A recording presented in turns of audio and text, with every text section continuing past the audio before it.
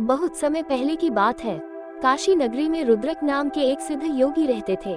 वह शिव भक्त थे, परंतु वर्षों की साधना और सिद्धियों के बाद उनके भीतर धीरे धीरे अहंकार पनपने लगा था।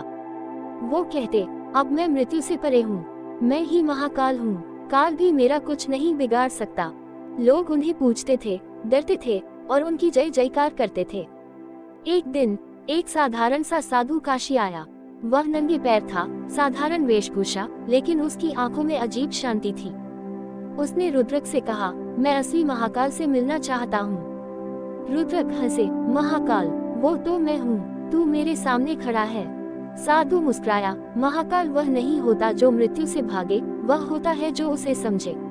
महाकाल का अर्थ है जो काल के पार है।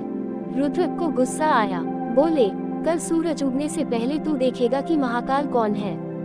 साधु शांत रहा और बोला, सच वही दिखेगा जो समय के सामने टिके। रात बीती और जैसे ही भोर का तारा दिखाई देने लगा, रुद्रक को पीड़ा होने लगी। उनके शरीर में कंपन होने लगा, उनकी सांसें तेज हो गईं। उन्होंने ध्यान लगाया पर मन डगमगाने लगा। तभी उन्होंने देखा, उनके सामने वही साधु खड़ा है, लेकिन अब उसका रूप बदल चुका है। उसके मस्तक पर त्रिनेत्र था, गले में नाग, जटाओं में गंगा और चारों ओर अग्नि का मंडल। वो कोई और नहीं, स्वयं महादेव थे। शिव बोले, रुद्रक, जो स्वयं को अमर माने वही सबसे पहले विनाश को प्राप्त होता है। महाकाल वह होता है जो काल को स्वीकार करे, न कि उससे डरे। मैं काल भी हूँ और कालांतक भी, मैं जन्म भी हूँ और संहार भी। रुद्रक की आंखों से आंसू बहने लगे। उसने शिव के चरणों में सिर झुका दिया। उसका अहंकार, उसकी सिद्धियां, उसका ज्ञान सब उस क्षण भस्म हो गया।